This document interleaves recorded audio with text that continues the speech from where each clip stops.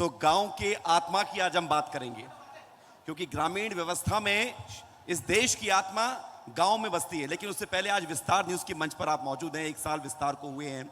विस्तार लगातार लोगों के मन की बात करता है। आप विस्तार को कैसे देखते रहे हैं? कुछ सलाह हो वो बताइए। 1 साल की उपलब्धि पर कुछ बात करिए, विस्तार को लेकर आपकी बात। विस्तार की शुभकामनाएं। विस्तार ने 1 साल में जो अपना मुकाम हासिल किया है, इस इलेक्ट्रॉनिक मीडिया के पूरे मेले में अपनी पहचान बनाने के लिए जो जद्दोजहद होता है, उसमें आपने बड़ी सफलतापूर्वक 1 साल पूरा किया है। मैं बधाई देता हूँ जी। मंत्री जी, कहा जाता है कि विभागों से ये तय होता है कि मंत्री किस कद काठी के हैं, लेकिन जब हम मध्य प्रदेश के मंत्री देखते हैं तो सबसे ऊंचे आप नजर आते हैं। इसमें मेरा कोई योगदान नहीं है, मेरे पुरखों का और उनकी पुण्याई है, माता पिता की कृपा है जी। इसमें मेरा तो कोई योगदान नहीं है जी। तो मैं उन्हीं को कहूँगा कि उनकी कृपा है जी। चूंकि कद बड़ा है आपका, हाइट आपकी बड़ी है, 6+ है, और अच्छा लगता है कि जब हम बात करते हैं ग्रामीण विकास की तो इसको भी आप ऊंचाइयों पर ले जाने की कोशिश कर रहे हैं। मध्य प्रदेश के गांव की स्थिति को सुधारने के लिए, किसानों की अर्थव्यवस्था को मजबूत करने के लिए, ग्रामीण विकास को लेकर मध्य प्रदेश की सरकार किस तरह से आगे बढ़ रही है? देखिए, सरकार मध्य प्रदेश की हो या भारतीय जनता पार्टी की कोई भी सरकार, हमारी जो विचारधारा है उस विचारधारा में गांव को समृद्ध करना और गांव को समृद्ध करने की स्पष्ट नीति, जनसंघ के प्रस्ताव देख लीजिए, भारतीय जनता पार्टी के प्रस्ताव देखिए, उसमें बड़ा स्पष्ट है। जब दीनदयाल जी कहते थे कि हमें छोटे बांध बनाने चाहिए ताकि जल्दी परिणामदायी हों, हमें संपर्कशीलता पर प्राथमिकता देनी चाहिए। देश की आज़ादी के लंबे समय तक, लगभग 6 दशक तक इस देश को ग्रामीण सड़कें नहीं मिली, लेकिन अटल जी जैसे नेता देश के प्रधानमंत्री बने तो प्रधानमंत्री सड़क की सौगात देने वाले सत्य अटल बिहारी वाजपेयी। और एक लाइन में अगर हम कहें कि विकास की परिभाषा क्या है, तो जैसे शरीर में रीढ़ की हड्डी का महत्व होता है जी। विकास में, ग्रामीण विकास में सड़कों का उतना ही महत्व है जी। हम कितने ही ताकतवर हों, रीढ़ कमजोर होगी तो चल नहीं पाएंगे, दौड़ नहीं पाएंगे। बिल्कुल, और रीढ़ मजबूत हो। लेकिन इन दिनों एक चर्चा चल रही है, देश में एक बड़ा आतंकी हमला होता है पहलगाम में, और नाम धर्म पूछ पूछ कर गोली मारी जाती है। लोगों के अंदर आक्रोश है। मैं भी ये जब आपसे सवाल कर रहा हूं तो मुझे भी गुस्सा आता है कि हमारे देश में अगर ऐसा हुआ है तो ये बहुत गलत हुआ है। प्रहलाद पटेल जी, इसको कैसे देखते हो? कैसे बदला लेना चाहिए भारत को? विदेश के किसी भी फैसले पर या हमारी आंतरिक और बाह्य सुरक्षा पर हम सब कुछ जानते हो तब भी हमें टिप्पणी नहीं करनी चाहिए। इस देश के नेतृत्व पर भरोसा करना चाहिए, और जो सर्वदलीय बैठक का स्वर है ये भारत माता का स्वर है, इसलिए परिणाम का इंतजार करिए और परिणाम आपकी इच्छा से बेहतर आएंगे, इतना मैं कह सकता हूं। परिणाम इच्छा से बेहतर आएंगे, मुझे लगता है तालियां होनी चाहिए, क्योंकि हर हिंदुस्तानी ये सोचता है कि परिणाम ऐसे हों ताकि दोबारा से इस तरह के देश के दुश्मन के कोई मंसूबे कामयाब नहीं होने चाहिए। मंत्री जी, एक सवाल और चल रहा है मौजूदा स्थिति में, जातीय जनगणना को लेकर। केंद्र सरकार में हाल ही में फैसला लिया गया कि जातीय जनगणना होगी, फिर उसके बाद विपक्ष में श्रेय की राजनीति शुरू हुई है। क्या फायदा होगा मध्य प्रदेश को लेकर? मैं इस उलझन में नहीं पड़ता हूं, मैं उसी वर्ग से आता हूं, लेकिन वर्षों से, दशकों से ये विवाद इस देश की राजनीति में पैदा किए जाते रहे कि जातिगत जनगणना होनी चाहिए।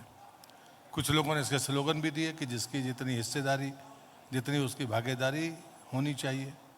ये चुनावी नारा होता है। ये चुनावी नारा नहीं है। ये जो मनोभाव है इनको ध्यान में रखकर हमें तय करने, जाति जनगणना करने में कोई दिक्कत नहीं है, लेकिन जाति की जनगणना या जाति के हिस्सों को लेकर हम भविष्य के बारे में भी तो विचार करें। देश के हित में जो हो उसे करना ही चाहिए, लेकिन वर्ष दशकों से चला आ रहा विवाद, उसका पटाक्षेप होना जरूरी था, और मुझे लगता है ये ठीक फैसला है। एक मौजूदा विषय और है, चर्चा बहुत हो रही है। मध्य प्रदेश की राजधानी भोपाल में लव जिहाद का मामला सामने आया।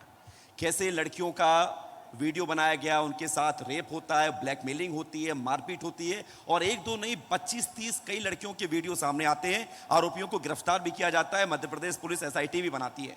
लेकिन ये लव जिहाद आखिर रुकेगा कैसे मध्य प्रदेश में या देखिए, देश में?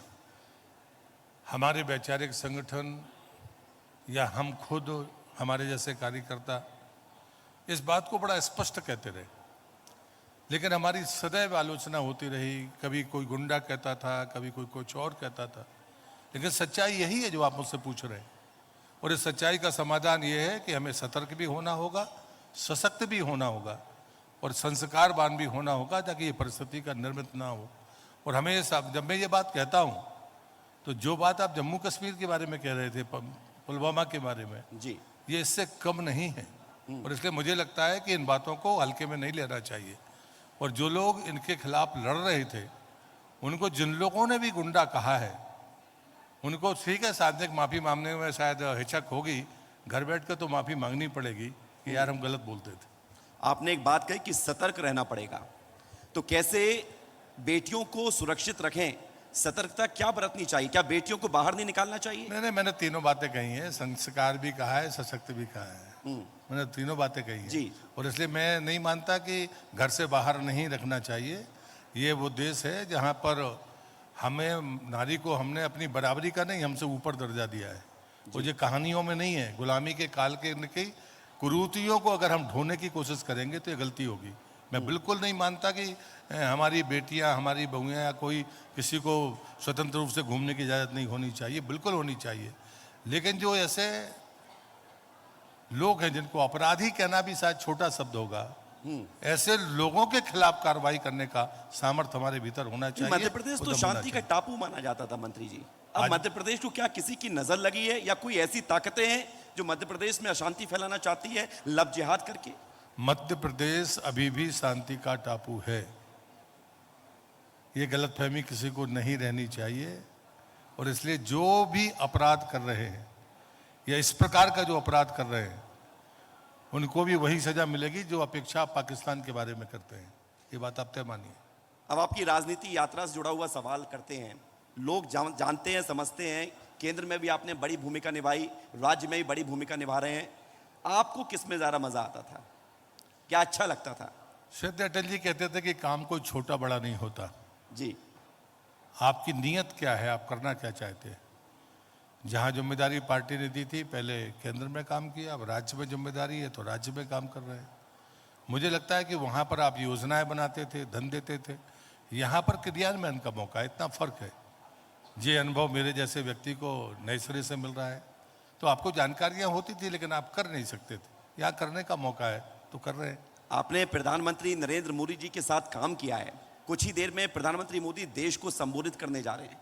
कार्यशैली से आप बहुत भली भांति परिचित हैं।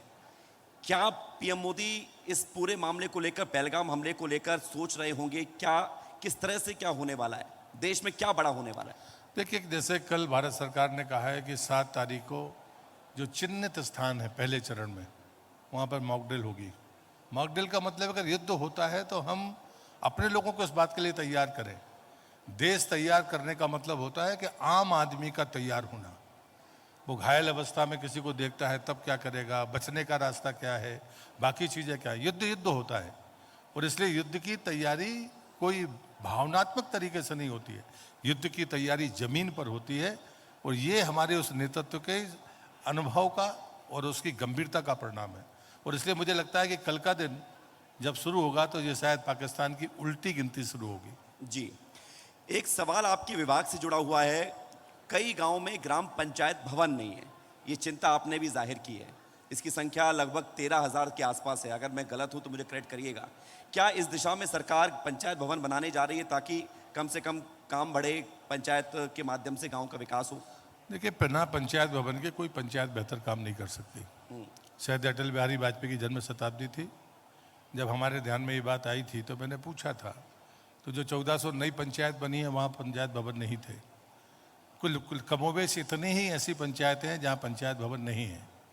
तो जो आंकड़ा मेरे पास आया है वो 2400 के आसपास का है।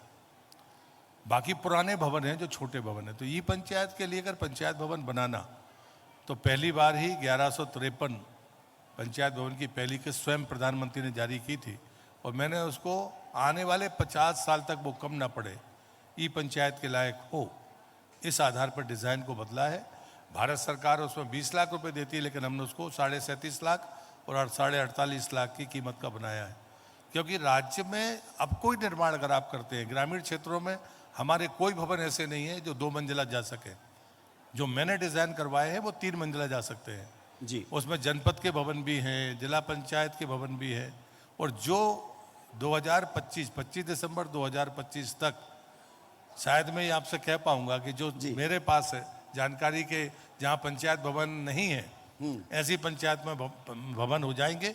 लेकिन उसका अगला चरण है जो पुराने भवन बचेंगे जी, जिनकी क्षमता कम है, उनको डिसमेंटल करके उनको जगह पर स्थापित करना। बहुत बढ़िया, ये योजना का हिस्सा है। बहुत बढ़िया। मंत्री जी, इन दिनों हमने देखा कि आप मीडिया में खूब सुर्खियां बटोरते हुए नजर आए, आपके बयान खूब चर्चा में रहे। क्या वजह ऐसी स्थिति बन जाती है कि आप कुछ अपनी मन की बात कह देते हैं और तो विवादों में आ जाते हैं? बात का पतंगड़ बनाने वालों को छूट है, लेकिन मैं उनसे ये जरूर कहूंगा कि साख जिंदगी भर चलती है, खास कोशिश से कुछ दिन चलती है। तो ऐसी खास कोशिशों की चिंता प्रहलाद पटेल करते नहीं है, साख की चिंता जरूर करते हैं कि साख रहनी चाहिए। और मेरे जैसे कार्यकर्ता के पास सिर्फ उतना ही है। इसलिए सच बोलना बुरा नहीं, सच बोलने से डरना नहीं, लेकिन नियत में खोट नहीं होना ये जरूरी है। बहुत बड़ी बात है, तालियां होनी चाहिए। नियत में खोट नहीं होना चाहिए और सच के साथ आगे बढ़ते हुए साख भी बची रहनी चाहिए। मंत्री जी, एक आखिरी सवाल और मैं चाहूंगा, विजन क्या है आपका, अगला टारगेट क्या है, लक्ष्य क्या है? ग्रामीण विकास ही राज्य और देश की विकास की धुरी है जी। शहर से लगी हुई पंचायतों की अलग चुनौतियां हैं। अगर कोई शहर विकास प्राप्त करेगा, भोपाल को विकसित होना है जी, तो किसी पंचायत में ही उसको जाना पड़ेगा। यहाँ का कचरा भी शायद किसी पंचायत में ही जाता होगा जी, यहाँ का गंदा पानी भी किसी पंचायत में ही जाता होगा। इसलिए विकास का मार्ग उस गांव से ही प्रशस्त होता है। इसलिए उनकी चिंता करना जी, उस बदलाव को स्वीकार करना, अर्बन और रूरल नहीं, सेमी अर्बन की भी चिंता करिए जी, जो प्लानिंग एरिया है। ये कॉन्सेप्ट बड़ा स्पष्ट है बहुत। और आप देखेंगे कि उसका रास्ता आपको मिलेगा। बहुत बहुत आपने सही रास्ता बताया। बहुत बहुत धन्यवाद, बहुत बहुत शुक्रिया आपका बहुत मंत्री जी धन्यवाद। हमारे साथ जुड़ने के लिए। विस्तार को बधाई।